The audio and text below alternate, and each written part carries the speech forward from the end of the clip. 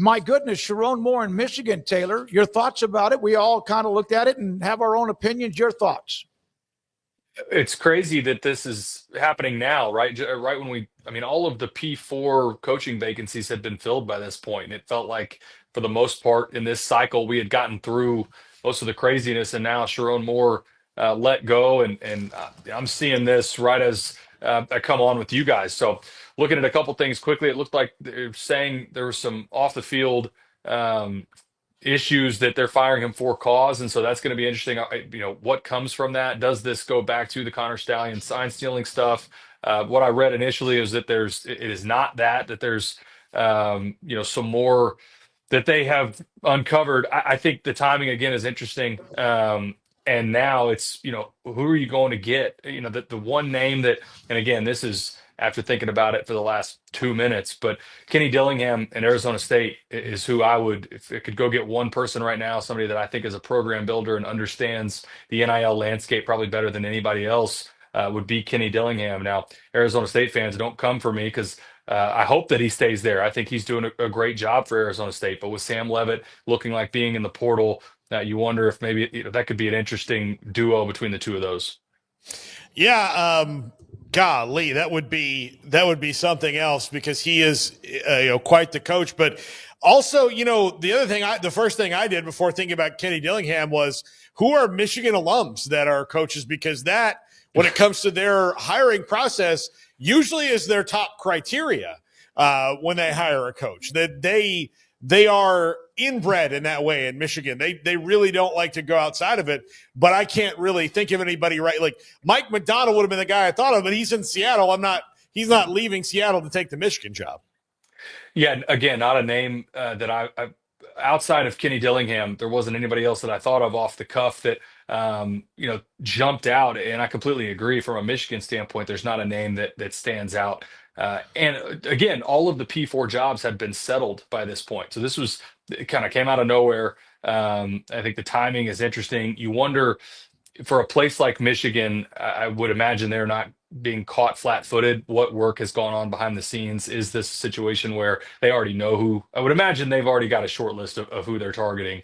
But we'll see. I mean, you saw how long it dragged on for Penn State. I guarantee you Matt Campbell was not in the top 2 or 3 guys that they initially were reaching out to. So for Michigan, we'll see how this transpires. But it is obviously shocking that Sherrone Moore's been let go, and kind of the timing in the cycle.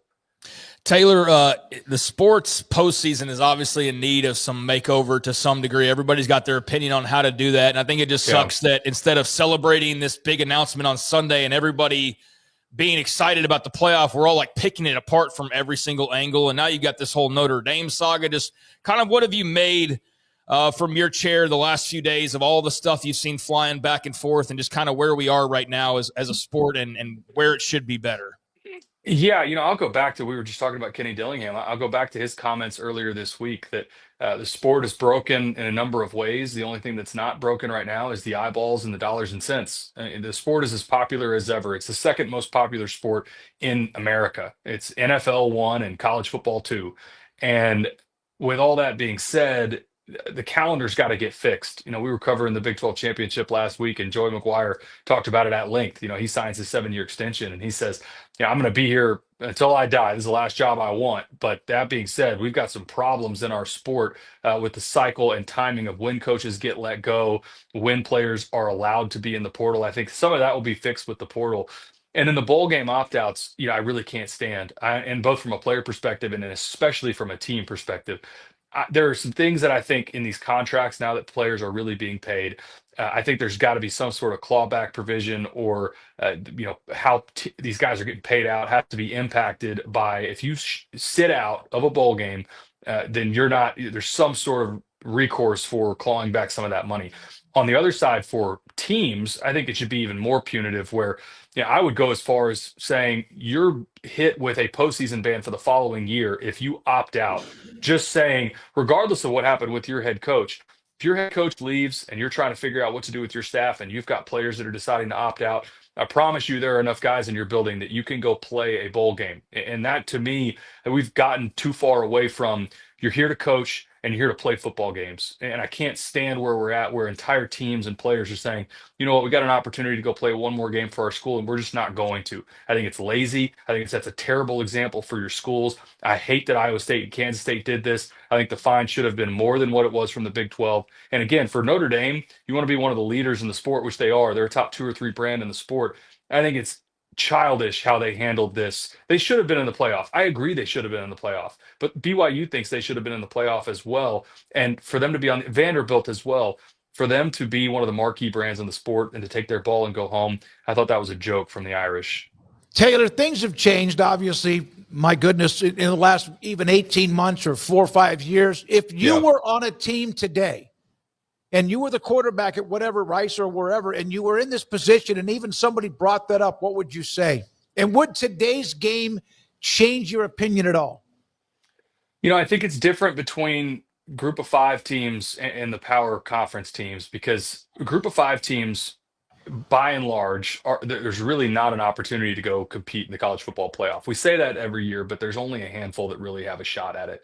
I think what you're seeing with the power teams right now is Notre Dame, for example. It's become all about the playoff, and that's really it. And with the expansion of the playoff, I think we knew that that was going to be the case. But that's where these bowl games, there's got to be more of an incentive for these players to play beyond just, and I hate that, I wish it was just pride, but that's not the case anymore. And you have a number of guys that are jumping in the portal because they're trying to be first in line to, if they can get in the portal early. Now, again, this will be solved when we get to the one transfer portal window in January. A lot of this will be fixed soon, but the teams opting out overall, you don't really see that as much from the group of 5 level. It's more of a power conference situation. And even a Baylor that had the opportunity to go to a bowl at 5 and 7, and there was just too much change that had happened. I would guarantee you there's a lot of guys in that building that would have said, yeah, absolutely, I'd love to go play one more right now. Taylor, what do you think that the leadership of college, well, I mean, maybe we need just new leadership altogether of college football, but do you see any kind of thing that would happen that would make them really come together and try to fix these things and not treat them as one-offs? Yeah, well, unfortunately, I think we're probably headed towards a collision course of the leadership becoming whatever the SEC and the Big Ten determine it to be. And then everybody else is left to sort of fend for themselves. I hope that that's not the case. I wish that we had some sort of actual governing body that had some teeth that everyone had to sort of subscribe to and take part in. We don't have that right now. That's what the NCAA was forever. They had a vice grip on the sport. And when they took their hands off the scales, it's turned into this chaos that we have right now. And in a lot of ways, that's exactly what it is. I mean, having entire teams, when my last year was 2013, even 12 years ago, it would have been unfathomable to have a team just say, we're not going to play in our bowl game this year. And that's regardless of whether you're a group of 5 or a P4 team. So yeah, I think everyone agrees there needs to be some sort of governing body at large that actually has some saying power and that can actually enforce whatever you want to implement, that they can actually go enforce it. Because it's one thing to say it right now. I mean, the NCAA has been sued into oblivion. How many things can they really enforce? Taylor, your thoughts on the heartbreak for Iowa State fans with the news of Matt Campbell going to Penn State? Kind of probably felt like for years and years they just been sort of getting away with, they get to keep him. He turns down jobs, and then this Penn State situation just drags out to the point where they finally turn to Matt Campbell. What do you think of Jimmy Rogers, and what do you think of an era post Matt Campbell for the Cyclones? I would imagine, and some of the reaction of their athletic director's comments about Matt Campbell doesn't owe us anything. I would imagine most fans feel that way, and that understand Penn State is not the job doesn't come open very often, and when somebody knocks on your door with that job, you got to take it. And so for Matt Campbell, I've covered a couple of his games. I have a tremendous amount of respect for him. I also have a tremendous amount of respect for Jimmy Rogers, who they brought in. Had a chance to cover him a few times, both in the regular season against Oklahoma State last year and in the FCS playoffs. I think he fits the culture at Iowa State. Hard-nosed, gritty, not a lot of nonsense. I think he's his time at Washington State. You also saw how hard they played there, gave Ole Miss a run for their money in Oxford. So I think for Iowa State, obviously it's heartbreaking to lose a coach that was so beloved there, where they went from, I mean, I was committed to Iowa State in 2008 Didn't know and they were that. 2-10. It was when Gene Chizik was there, and then he leaves to take the Auburn job. And I remember, at the time thinking, man, this fan base is really passionate, and this program at the time was not very good. Well, now fast forward, Matt Campbell got them into being a consistent winner, bowl games every year, competing for Big 12 championships, and I do think Jimmy Rogers will keep them there. So, Taylor, let's say that the carousel had not yet happened with all of the changes we've seen in college football with Franklin or whatever. Those who were available, who had been fired and they've taken jobs, who among those would be the perfect candidate for Michigan if they were still available? Oh my gosh. I think James Franklin would have been one that Michigan, despite what had happened at Penn State, I think Michigan fans would have.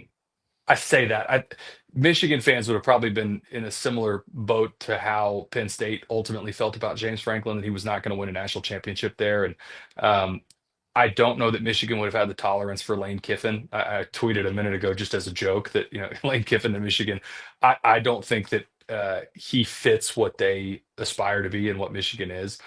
I really think go back to Kenny Dillingham's understanding of, and I'm saying this name with this is just off the cuff, but his understanding of the NIL landscape and his energy and intensity that he brings to the job, I think it would serve him well at a place like Michigan. But look, this will be fascinating. I mean, this is not a program that I would be shocked if they made this decision without having a very short list already lined up.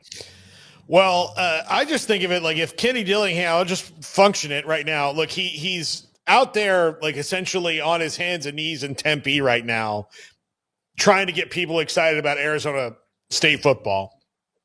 You have Bryce Underwood, who's getting paid a lot of money to be the quarterback there, and Kenny Dillingham is a top 3 quarterback developer in the country. Yeah. So before I even got to pick up the phone and call him, I'm feeling pretty good about like at least putting his number in the phone.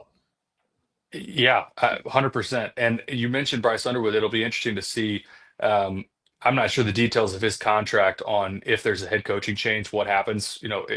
I know that was a multi-year deal for him, but that's also, in this landscape of college football, these guys move around so much, and it is so much easier to move than obviously in the NFL. So it'll be interesting to see what happens with Underwood. Does he stay in place? But again, it's the timing is so interesting because it felt like this was all settled, and now it's just opened all the way back up. And anybody that felt like they had settled their coaching search, I promise you, there's some athletic directors that are sweating over this a little bit. You and our guy Shahan out there with CBS Sports in Arlington for the Big 12 championship game. Wasn't that competitive of a game? Obviously, Yeah. Texas Tech flexed their muscle again. But your thoughts on what was? I was sick. I couldn't be there. Otherwise, I would have been. But the atmosphere from your standpoint and just what it means overall. And Taylor, I got to ask this too because I don't know how long we'll have you. But does this make you rethink how things played out? The whole, we're going to earn our spots. Don't give us 2 bids automatically. We're just going to go out there and earn it because, man, the committee does not care about BYU. No, they don't. And I think BYU, the way that they lost to Texas Tech the first go around, I think is why they were slotted where they were. I think this league was right on the cusp of really having a shot at getting 2 teams in the college football playoff. But I'll go back to the first question. The environment was incredible. I mean, they set an attendance record for the Big 12 championship. Over 85,000 people were at this game. And that for the league, for Texas Tech, I mean, this bottled up emotion for years, their first Big 12 championship. And the way that they've done it, they didn't luck their way into it. This was not a team that won their league at 8-4 or a Duke situation at 7-5. They were the dominant team in the league all year. The only game they lost, their starting quarterback wasn't playing.